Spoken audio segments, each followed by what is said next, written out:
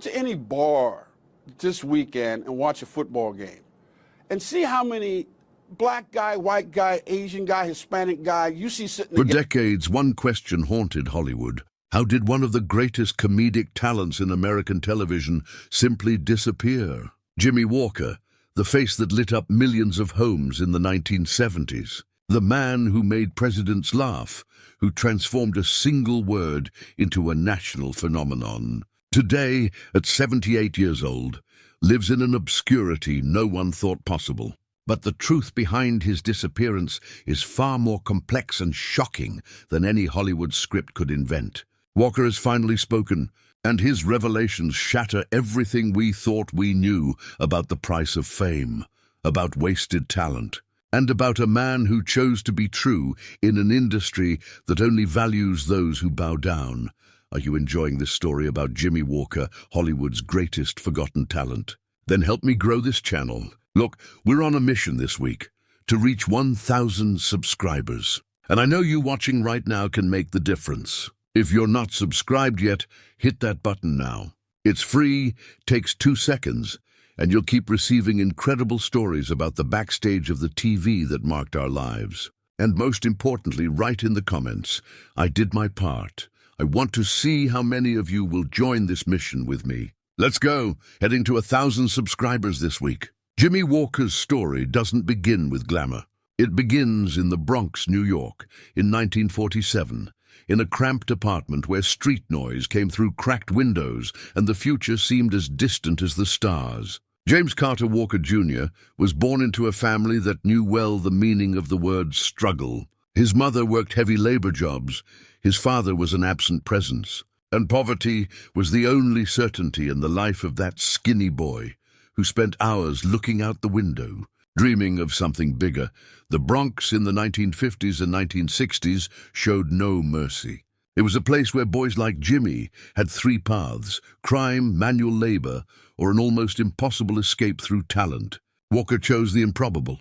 At 17 years old, in 1964, on an ordinary afternoon, he heard a stand-up comedy show on the radio. It was like a light turned on. He had no money for acting school, no connections, nothing but a foggy mirror and fierce determination. So he did what few would have the courage to do. He stood for hours in front of that mirror, testing expressions, pauses, rhythms. He transformed his pain into jokes, his hunger into creative fuel. In the smoke-filled clubs of late 1960s New York, Walker began performing. They were small places, tough crowds, but every laugh was a victory. He developed a unique style, self-deprecating, fast-paced, vulnerable. It wasn't just comedy.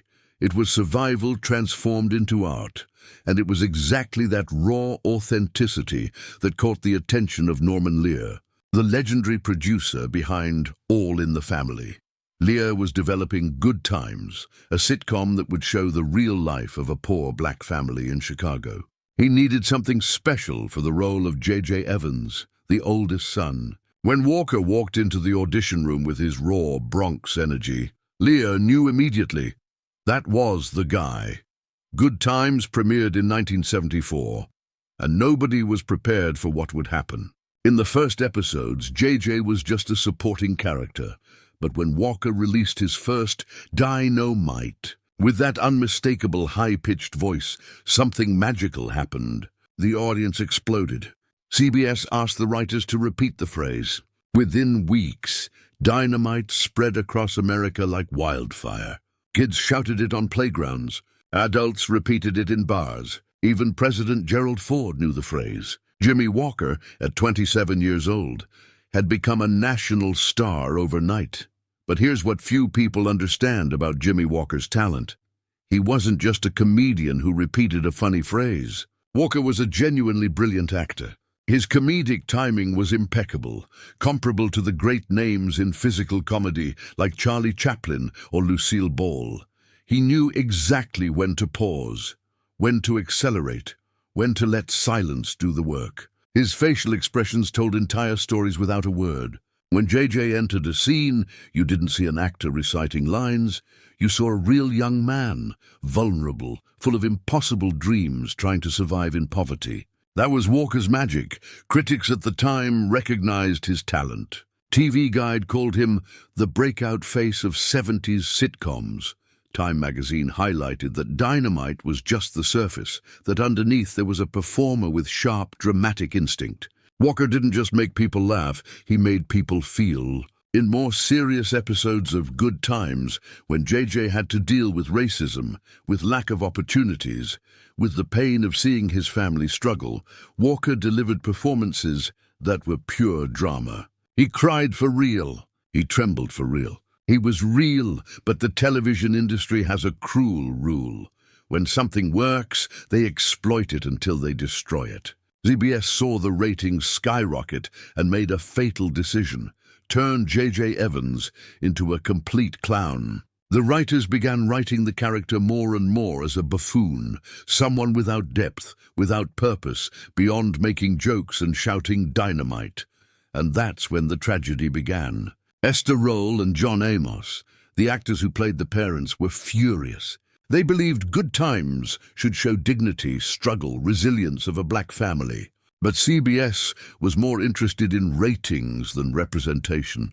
In 1975, Esther Rolle gave a devastating interview to Ebony magazine. She said JJ was not a role model, that he was a clown, and that the black community didn't need clowns, they needed heroes. Those words were like a knife in Walker's heart. He didn't choose the scripts. He didn't decide to turn JJ into a stereotype.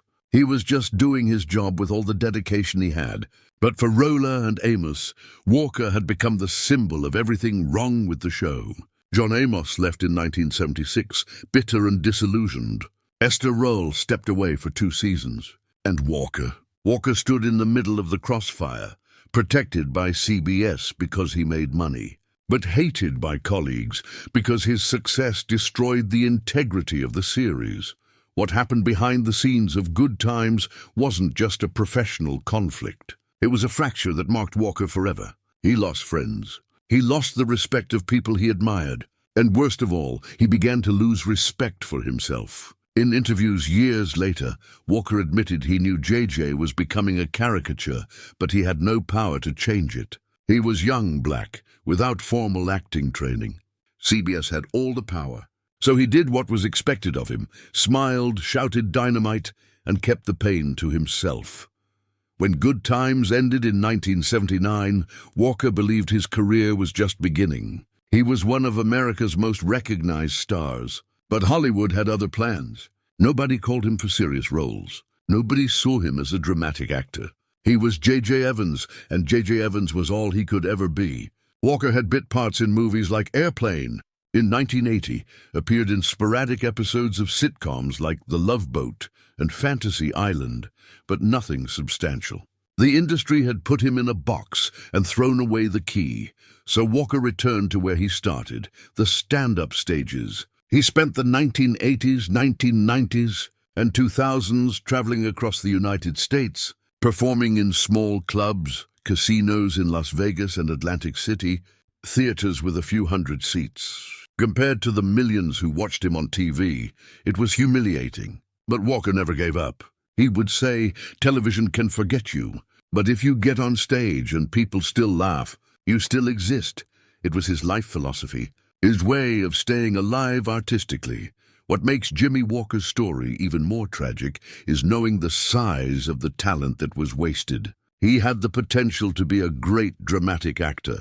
He had the stage presence of a Richard Pryor, the timing of a Bill Cosby before the scandals, the vulnerability of a Robin Williams. But the industry never gave him the chance. And worse, when he tried to reinvent himself in the 2000s, his conservative political views isolated him even more. In 2012, Walker publicly declared he had never voted for Democrats and that he admired Donald Trump. For progressive Hollywood, that was the end. He wasn't just the clown from Good Times. Now he was also a political traitor. At 78 years old, Jimmy Walker lives modestly. His net worth is estimated between $500,000 and $1.5 million, a fraction of what other actors of his generation accumulated. He never married, never had children, and many speculate about his controversial relationship with conservative commentator Ann Coulter. He continues doing stand-up, continues appearing in small projects, but the world forgot the boy from the Bronx who had the gift of making millions laugh and cry at the same time. Recently, Walker broke decades of silence and admitted things he had never said. Before, he confessed that Esther Rolle didn't hate him personally, but hated what the writers did to JJ.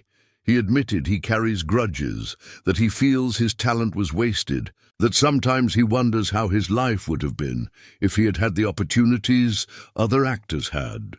But he also said something powerful. He doesn't regret being true to himself, even if it cost him his career.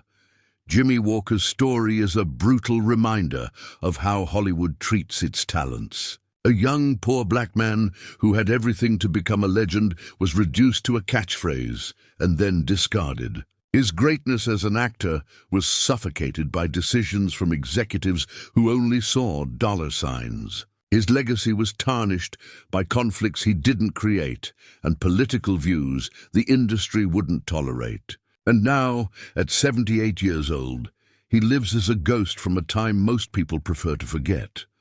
But for those who look beyond Dy-no-mite, for those who revisit Good Times episodes with critical eyes, the truth is undeniable.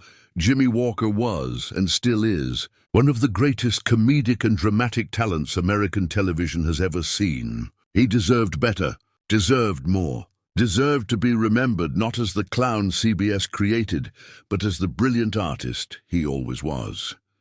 This is Jimmy Walker's story. A forgotten genius, a wasted talent, a man who paid the highest price for fame, his own identity. Hollywood may have turned its back on him, but television history can never erase the fact that for a few years in the 1970s, Jimmy Walker was the face of America. And that face deserved much more than it received. If this story touched you, if you now understand Jimmy Walker's greatness, leave that like, share this video, and subscribe to the channel. And don't forget, write in the comments, I did my part. Let's grow this channel together, telling the stories nobody else tells. See you in the next video.